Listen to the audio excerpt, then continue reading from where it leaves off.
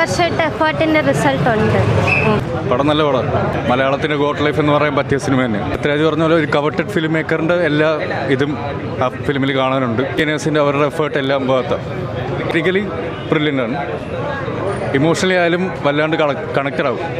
ഓരോ മൊമെൻറ്റ്സിലും peak moments ഉണ്ട്. Emotionally കരയണ moments ഉണ്ട് എല്ലാം. പിന്നെ മ്യൂസിക് ആയാലും ഓഫ് കോഴ്സ് റഹ്മാനാണ് എപ്പിക്കായിട്ട് ചെയ്യും. അടിപൊളി പടം നല്ല ഡെപ്തുള്ള പടമായിരുന്നു. ഡീറ്റെയിലിംഗ് ഒക്കെ നല്ല രീതിയിൽ വന്നു. കുറച്ച് നേരമാണെങ്കിലും മാക്സിമം എല്ലാ കാര്യങ്ങളും ഉൾപ്പെടുത്തി ചെയ്യുന്ന ഒരു പറ്റിയ പടം.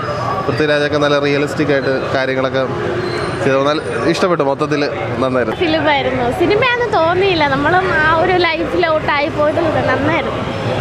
ഒരു രക്ഷയില്ല. Must watch. തിയേറ്ററിൽ മസ്റ്റ് വാച്ചാണ്. ഇത് പറയാണ്ട് പൃഥ്വിരാജിൻ്റെ ആ ഒരു ട്രാൻസ്ഫോർമേഷൻ ഞെട്ടിച്ച് കളഞ്ഞു.